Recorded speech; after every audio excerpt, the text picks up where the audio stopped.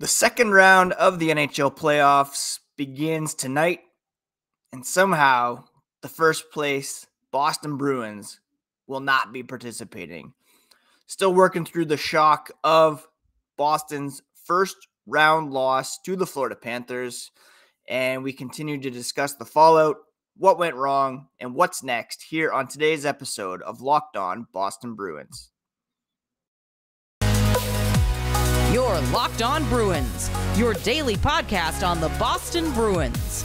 Part of the Locked On Podcast Network, your team every day.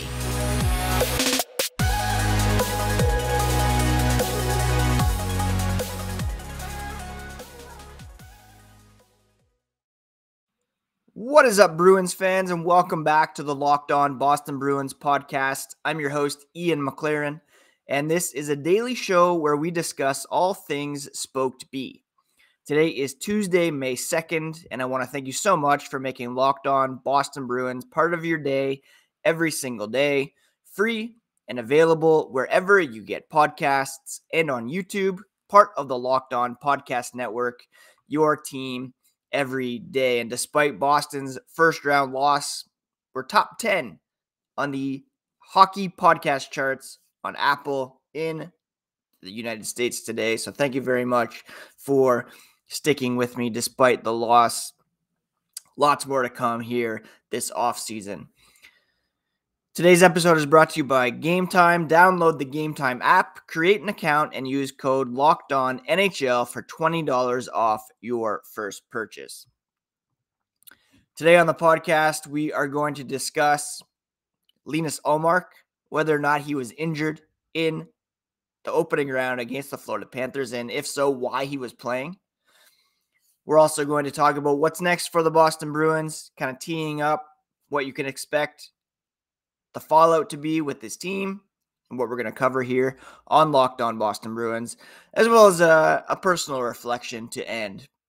Reminded that the second round is beginning today, as I just saw someone literally drive by my house with an Edmonton Oilers flag flying out their back window. It's still shocking to me that Boston is not getting ready for Game 1 against the Toronto Maple Leafs here tonight as the second round opens. And one of the reasons why they're not going on is the poor goaltending that they received in the playoffs. Linus Ullmark definitely did not look like himself, and his numbers were far off the .938 save percentage that he recorded in the regular season. In fact, through 6 games that he started in the postseason, his save percentage is at .896, 14th among all goalies who appeared in the opening round. Kevin Weeks yesterday reported that, like all teams, players gritted out to play through major injuries in the playoffs. His sources tell him soon-to-be Vezina goalie Ullmark was playing through a debilitating and painful injury that limited his mobility and technique. Now, Game 5 especially, it was clear that he wasn't playing with utmost ability and confidence with that turnover in overtime. Game 6 especially, he looked like a guy who did not have it, whether it be physically, he had lost it mentally, looked like a fish out of water. And he certainly seemed to struggle with movement, rebound control. And if this is indeed the case, if he was playing with a, quote, debilitating and painful injury, why? The Bruins have a capable 1B in Jeremy Swayman. There's no reason to push Linus Ullmark when you have another guy who's able to come in, and indeed who did come in and play Game 7. Now, when asked after Game 7 about the switch, Head coach Jim Montgomery said, "You have to ask goalie coach Bob Essensa a little more in detail about that. We all thought Swayman was going to give us the best opportunity tonight." And that was in Game 7. Goalie coach Bob Essensa has a lot of say, a lot of input into who starts. Ultimately, the decision should be Jim Montgomery's. And if everybody had full knowledge that he was playing through a debilitating and painful injury, it's baffling. It's insane that you would not go to Jeremy Swayman earlier. The Bruins were in full control of the series after Game 4, leading 3-1. Perfect time to continue your goalie rotation and give Jeremy Swayman a start. Now, hindsight, of course, is 2020, but Ullmark gave up 10 goals in Games 5 and 6, games that the Bruins could and should have won. Again, like I said yesterday, when you lead all teams in the first round in total goals, you should be advancing to the second round. The Bruins scored 27 goals in 7 games against the Florida Panthers. 3.86 goals per game, which was second only to the Edmonton Oilers. Unfortunately, they gave up 26 goals. So on the aggregate for the series, they outscored the Panthers. But they gave up 3.71 goals per game, a full 1.5 more than they did in the regular season. That's 10 goals over the course of 7 games. You delete half of those, the Bruins win this series easily. There's no reason why you go to Linus Ullmark if he is indeed dealing with a debilitating and painful injury. Now, it's not to say Jeremy Swayman necessarily rose to the occasion. He allowed 4 goals on 31 shots in the Game 7 loss, an .871 success rate. But if he's healthy, if he's feeling good, he obviously would give you a better chance to win. You're not even in this position to play a Game 7. So Jim Montgomery, Bob Essensa, they need to answer for this, obviously. If you're riding a goalie who's physically compromised, there's no excuse for that. It's kind of similar to 2021. The Bruins rode Tuukka Rask, even though he was dealing with a hip injury that led to surgery, that led to his eventual retirement. He lost his final 3 starts against the Islanders, posting an .867 save percentage over that stretch when you had Jeremy Swayman right there. That was 2 years ago. Swayman has that much more experience now. Obviously, they trusted him enough to go with him in Game 7, or maybe they were forced to because Ullmark just couldn't go. But you have to give him a shot in Game 5 or Game 6 at the very latest, especially after that turnover in overtime. And the Bruins will be meeting with the media here today, this afternoon, the players. So we'll get some insight into various injuries and whatnot. And we'll talk about what's next for the Boston Bruins here in a moment. First, a quick word about today's sponsor, which is Game Time. Now, Game Time is the best place to get last-minute tickets for your favorite events.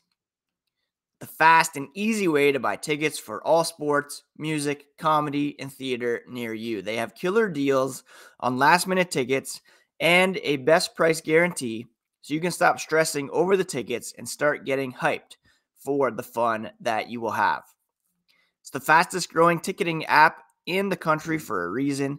You can get images of your seats before you buy, so you know exactly what to expect. Sight lines, obstructions, what have you. You can buy tickets in a matter of seconds. 2 taps and you're set. Tickets are sent directly to your phone. You never have to dig through your email. Download the Game Time app, create an account, and use code LOCKEDONNHL for $20 off your first purchase. Terms apply. But again, create an account, redeem code LOCKEDONNHL for $20 off. Game Time, last minute tickets at the lowest price, guaranteed. Thank you so much again for making Locked On Boston Bruins part of your day every single day. The podcast is free and available on Apple, Spotify, wherever you get podcasts, as well as on YouTube. So please do hit that subscribe button so that you don't miss a thing here in what will be a longer than expected offseason. Which brings me to what's next for the Boston Bruins. The second round begins tonight. The Bruins not participating. Shocking. Devastating. Depressing. I posted my facetious second round picks last night in the West. Don't care. Who cares? In the East, whatever. Leave me alone. Not too hyped about watching hockey anytime soon. Thankfully, there's some great prestige TV out there. There's baseball to watch. But, of course, there will be a lot to talk about with respect to the Boston Bruins. Like I mentioned today, the players will be cleaning out their lockers, meeting with the media. I believe that's set for around 3:30 p.m. this afternoon. So on tomorrow's podcast, be sure to cover all the key takeaways from those player availabilities, including injuries that they were dealing with, comments on their futures, and anything else that pops out. Next, I would expect that Cam Neely, Don Sweeney, Jim Montgomery will meet with the media sometime this week to discuss the season that was, what went wrong, what's next in terms of roster composition and plans for the future. There will be the draft, of course, coming up. Unfortunately, the Bruins do not have a pick in either the first or second round. To add insult to injury, Boston's first round pick is now owned by the Toronto Maple Leafs. The Bruins sent that pick to the Washington Capitals in exchange for Dmitry Orlov, Garnet Hathaway, and the Bruins sent Craig Smith, their 2023 first-round pick, some other picks in the future to the Capitals. The Capitals subsequently sent that pick to the Toronto Maple Leafs with Eric Gustafsson in the Rasmus Sandin trade. So Toronto will be picking 28th overall with the pick that originally belonged to the Boston Bruins. Not cool. Boston's second round pick belongs to the Anaheim Ducks. That is from the Hampus Lindholm trade last year. So when it comes to draft preparation, won't be till later on the second day of the draft that the Bruins will be picking in the third round. The Bruins also don't have their first round pick next year or a second round pick next year. So, or a third round pick next year. So things could get interesting. However, there's always a chance they could pull some trades of their own in order to get back in the first round. So that's definitely a possibility. There's also a bunch of guys who can become free agents that the Bruins will have to make some decisions on. Looking up and down their cap-friendly page, let me just pull this up so you can get a sense of what we're dealing with here. Unrestricted free agent-wise, there's Nick Foligno coming off the books. Tyler Bertuzzi can become an unrestricted free agent. He will no doubt attract a lot of attention based on how he played for the Bruins in the playoffs. tying for the team lead in points with 10, Brad Marchand. Thomas Nosek is an unrestricted free agent. Garnet Hathaway. And then, of course, there is Patrice Bergeron and David Krejci. Both guys are unrestricted free agents. Do they come back for one more crack at things? Or is this it? Do they call it a day? Keep in mind, both those guys will carry bonus overages into next season. So whatever the salary cap ceiling is, I believe it's projected to be around $83.5 million. Boston will have to take $4.5 million off the top there. So their salary cap ceiling will be around $79 million. You also have Trent Frederick, Jacob Lauko, both restricted free agents. Negotiations with Trent Frederick could be a bit awkward, seeing as he scored 17 goals in the regular season, but he was scratched for a couple games in the playoffs. Jacob Lauko, also a restricted free agent. He came in the playoffs for Frederick. Didn't really have the greatest results. On defense, you have Dmitry Orlov and Connor Clifton set to become unrestricted free agents, with 6 guys already signed for next season, including Jakob Zboril, Derek Forbort, Matt Grzelcyk, Brendan Carlo, Hampus Lindholm, Charlie McAvoy. Some of these guys could be cleared. It'd be cool to see Orlov re-signed. He played fantastic for the Bruins. Probably not going to be able to happen because of the salary cap limitations. And in fact, one of Forbort, Grzelcyk, Carlo even maybe could be cap casualties here. Then on the goaltending side of things, Linus Ullmark under contract for 2 more years. Jeremy Swayman is a restricted free agent. That will be another fascinating contract negotiation. He played amazing in the regular season. 24 years old, due a raise. How high do they go with his cap hit, and for how long? And does that impact Linus Ullmark's standing with the team going forward? Chris Wagner's coming off the books. Mike Riley still on the books for another season. You can bet that he will be pushing for a move here coming up because of the fact that he was buried in the AHL all season long. So free agent-wise, it'll be a fascinating offseason for the Boston Bruins. Following that, there'll be potential trades. I don't expect any kind of firings or anything like that. So that's basically what is next for the Boston Bruins and what you can expect to be covered here on Locked On Boston Bruins as we continue to deal with the fallout from this shocking loss. Now, before I get into kind of a personal reflection of this loss for the Boston Bruins and what it means moving forward, a quick word about today's other sponsor, which is Athletic Greens. I don't know about you, but I have been experiencing some gut health issues since Sunday night. Athletic Greens has the perfect remedy. With one delicious scoop of AG1, you can absorb 75 high-quality vitamins, minerals, whole food source superfoods, probiotics, and adaptogens to help you start your day right. It's a special blend of ingredients that supports your gut health, your nervous system, your immune system, energy, recovery, focus, and aging. Basically all the things. Athletic Greens has over 7,000 5-star reviews if you're looking for some, social verification out there. It's recommended by professional athletes, trusted by leading health experts like Tim Ferriss and Michael Gervais. Right now, it's time to reclaim your health. Arm your immune system with convenient daily nutrition. Just one scoop in a cup of water every day. That's it. No need for a million different pills and supplements to look out for your health. To make it easy, Athletic Greens is going to give you a free 1-year supply of immune-supporting vitamin D and 5 free travel packs with your first purchase.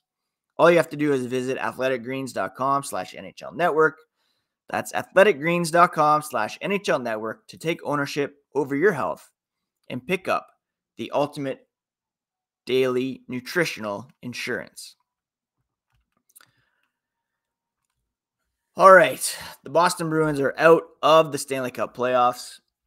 For me, personally, I live in the province of Ontario, for those of you who may be new to the podcast, about an hour outside of Toronto. I already mentioned someone with an Edmonton Oilers flag drove by this morning as I'm recording. 2 houses down, you got a huge regulation size Toronto Maple Leafs flag. Impossible, really, to drown out the Stanley Cup playoffs. Dive into baseball, watching some shows, try to read a bit more, but it's going to be a ever-present reality and a reminder that the Boston Bruins failed to achieve their goal of winning the Stanley Cup this season. And really, winning proving to be the exception for this team. We had the one Stanley Cup in 2011 where they won 3 Game 7s. We've had 2 Stanley Cup final appearances since then. One that ended with 2 goals in 17 seconds. The other that ended with a Game 7 loss on home ice. Still not over that one as we process this loss. Since I've hosted this podcast, they've won 2 President's Trophies and failed to advance past the second round. It's tough to swallow, and I tweeted last night, it's really quite annoying that I take sports teams losing personally when I have zero impact on the outcome. A lot of you resonated with that. We see the jokes on Twitter. I see the role reversal comments with the Toronto Maple Leafs, how crazy it is that Boston's out here blowing 3-1 series leads like Toronto did against Montreal a couple years ago. And the Maple Leafs are beating the Tampa Bay Lightning and moving on. Something the Bruins couldn't do with a couple cracks a couple years ago. We're even getting called out by Skittles, for crying out loud. Skittles randomly making a 3-1 blown series reference. Hashtag boycott Skittles. I mean, not really. If you want to enjoy Skittles, go ahead, but I cannot look at that rainbow candy the same anymore. I think that was the 20th Game 7 of my lifetime that I've been old enough to care about hockey. The Bruins have won a bunch. They've lost a bunch. They won one that mattered most. They lost one that mattered most. This could be a real turning of the tide for the Bruins. Some lean years are going to be ahead for this team. If indeed Patrice Bergeron retires, if David Krejci is done, yes, they still will have Jeremy Swayman in net. They'll still have Charlie McAvoy, Hampus Lindholm on the back end. They'll have David Pastrnak to build around. They'll still be a competitive team. I don't think we're going to be going into tank mode, full-on rebuild mode. You have those pieces in place. And attracting some guys to come and play, fitting everything under the cap is going to be a challenge for Don Sweeney and co. You can't blame Don Sweeney for this, I don't think. You can talk about drafting all the way back to 2015. You can talk about some signings that he's made. Trade-wise, he put together a team that should have succeeded in the playoffs. You can certainly question some of the decisions that Jim Montgomery made, and I had people in my mentions yesterday saying, would Bruce Cassidy have blown this 3-1 lead? Well, who knows? He had a few cracks at it. He lost in Game 7 on home ice with the Bruins. Couldn't get them very far in subsequent years. This was Jim Montgomery's first crack at the playoffs with the Boston Bruins, and learning experience to be sure. Some critical errors, if indeed Ullmark was dealing with a debilitating injury, but he's not going to be fired. Some questionable decisions this season by Sweeney and Cam Neely, Mitchell Miller, that's another thing that will have to be resolved this offseason. At the end of the day, it really sucks that we're in this position. It's been a place we've been before. It'll be a place where we will be at again in the future, no doubt. For me, it's such a joy to talk about this team every day. It's therapeutic for me to get my hockey feelings out. I love the community that's been built on Twitter and the connections that I've made. It's invaluable. And you ask the players, they're going to be incredibly disappointed. At the same time, the bonds they've made and the support they get from fans, yes, you have to criticize, you have to lament, grieve opportunities lost. But at the end of the day, it is only hockey. We move on. I've been through much more difficult things in life than a Game 7 loss in the first round. Life's going to get even harder at some points. Hopefully it'll get better at times too. Those are the ups and downs of life. Hockey's part of it. And at the end of the day, we press on. As one of my favorite college professors used to always say, let's press on, shall we? That's what we're going to do here on Locked On Boston Bruins as we continue to discuss the fallout from this Game 7 loss, as we look ahead to the offseason, try to mix in some fun as well. And again, I appreciate the support so very much. Yeah, I'm still gutted. Yesterday was difficult. I hate that the Bruins aren't playing right now. I hate that Patrice Bergeron had to end his season with that tearful hug with all of his teammates, with Brad Marchand specifically. It sucks, man. I wish the Bruins were playing tonight. I wish we were talking about Game 1 against the Toronto Maple Leafs. We're not. These are the cards we've been dealt. Ultimately, it's the players who impacted the outcome and who have to work through it themselves. These are the ups and downs of life, the ups and downs of professional sports. And the reality is you're going to lose more often than you win, and we just press on. So I thank you once again for joining me here on Locked On Boston Bruins. I appreciate the support so much. I appreciate everybody who messaged me asking how I'm doing. It sucks, but I'm fine. And fascinated to see what happens here in the coming days. Thank you so much for making Locked On Bruins part of your day, every day. Every day is tomorrow on the show. Full recap of Boston's media day today, the locker room cleanout, etc. I'll be all over it. And you can be sure to catch all the latest on the black and gold here on Locked On Boston Bruins, your favorite team every single day. We're going to be daily through the month of May into June as the Stanley Cup is decided and as the Bruins deal with this devastating loss. That's what you can expect here on Locked On Boston Bruins, part of the Locked On Podcast Network, your favorite team every single day. Take care of yourselves, friends. Take care of each other. Hop off Twitter if you need, but do subscribe, and thank you for the support.